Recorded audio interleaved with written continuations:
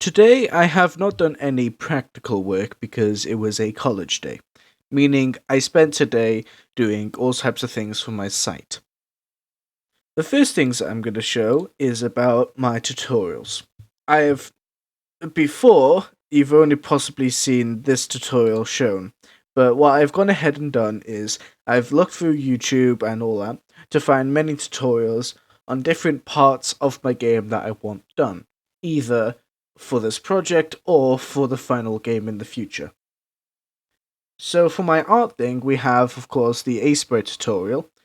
It's a quick way of showing the person what Aspray is and how it works. It's not something that I necessarily used, but it's good for others to know about the application I use for my art so they can also learn how it is and how it works.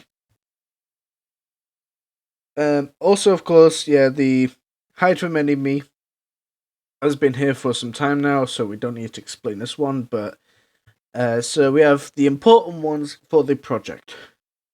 So these two tutorials here are kind of like a part one, part two, in that this script is going to be used towards getting the camera to have a specific script that it tracks a specific object, aka my player.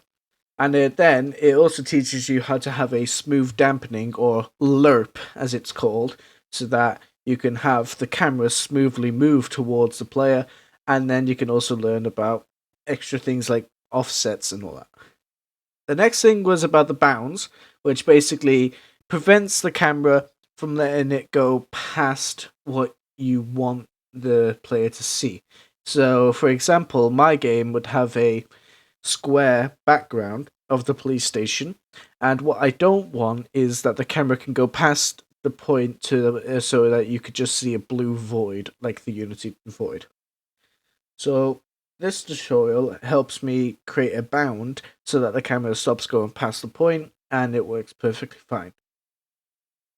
Now, another thing is that these tutorials I never directly used, but I used them to help me get what I wanted for my game.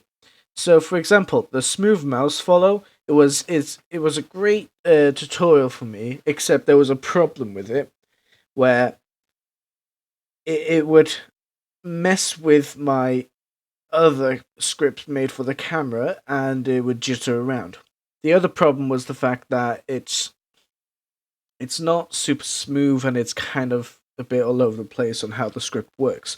So what I ended up having to do was I kind of combined both scripts together to create a script where the camera can be controlled with the up, down, left, right keys on the keyboard so that you can see past the player's point of view. How I've done that is basically, for example, if you hold down the right key on the keyboard, what it does is it makes the X offset longer so that you can go ahead and see further. I will go ahead and explain more of that whenever I have access to my Unity thing, but for now, that's all I can say. The other thing was the input system was just a nice, simple way for me to understand how the input.get keys work again, because it's been a while since I went on Unity. So learning how get keys and input settings do work on the scripts was a great way for me to learn how to do that. Anyway, so then the next step was about the jumping mechanic, which I didn't use this directly, but I used it to my prototype version and kind of combined them both together to get a nice working mechanic. Again, for now, I don't exactly want to use this, but I still will use parts of the script again. And I'll go ahead and do a evaluation later on to showcase the work and the struggles that might occur when doing this. Next is the slightly less important things. So the homing missile is something that I want to be done for my game, but not for this project. This is because I don't really want any real enemies in this project to be done, because the first level really is a game of red light, green light, rather than an actual showcase of the final game. Um, Moving on down here, we have the settings and the pause menu. These are important for my game, of course, but for my project, the more is a bonus thing. What I'll likely be doing in the project is I'll have a pause menu, but the settings menu might not be as important to do for the project, unless if I have time. Next is the health bar, which is a difficult one to do because of what I want my final game to have, as seen by here.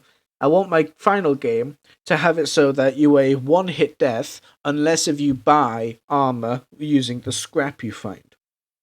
And then this scrap armor is temporary, and that means it can break. That's what I kind of want to do for this final game, so that's why I still have this health bar tutorial, so I can learn whenever I'm done in this project. Next, we have the 2D range combat, which once again is for the final game and not for this project. I do want it so that one of the unlocks you can get is a weapon that you can fire with your mouse. This will also be great for things like the missile or exploding ball, as I think it's called, that I plan to use for the final game, where you get to have a ball that moves around for a couple of seconds till it explodes. Anyway, after that is the more visual tutorials. This one here was incredibly helpful for my project because I have always been struggling with pixel art on Unity. There's always been the big problem where the sprites would blur up or just compress to the point that it's that the pixel quality is just not there.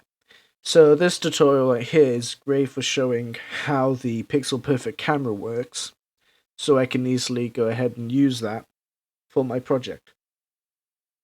Down below is just simple things about describing how to make your game look good, or put the different types of post-processing effects. These two would be very great for the final game, but for the project, they may be as a bonus thing. Moving forward, I have updated my risk assessment with a couple of extra things.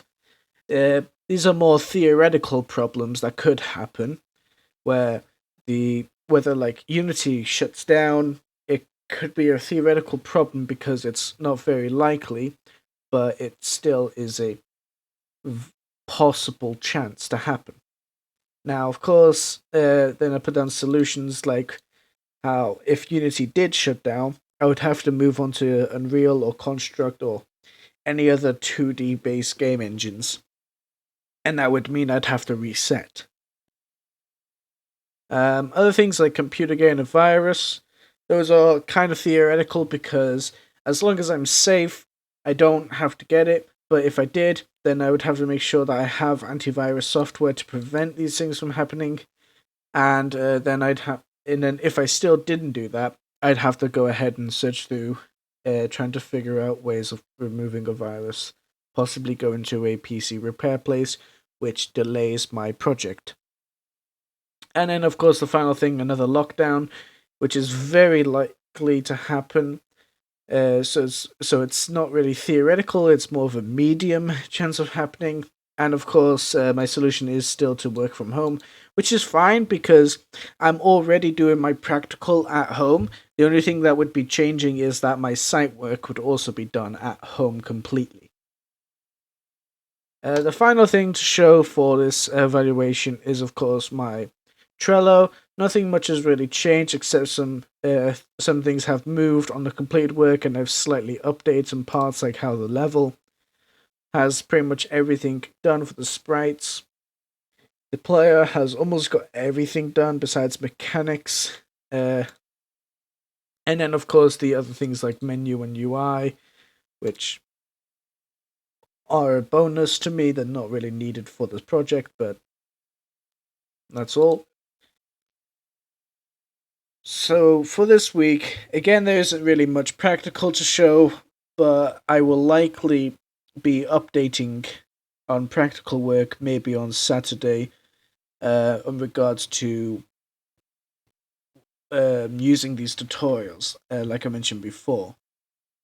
I will try getting the player stuff working and possibly getting the police officer to work.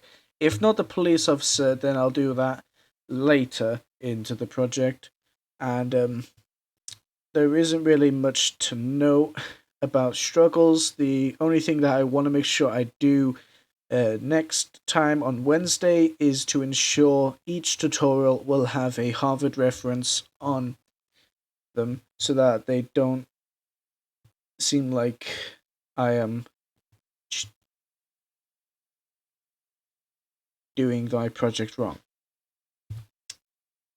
Anyway, that'll be all for this week, and I'll be updating you next time.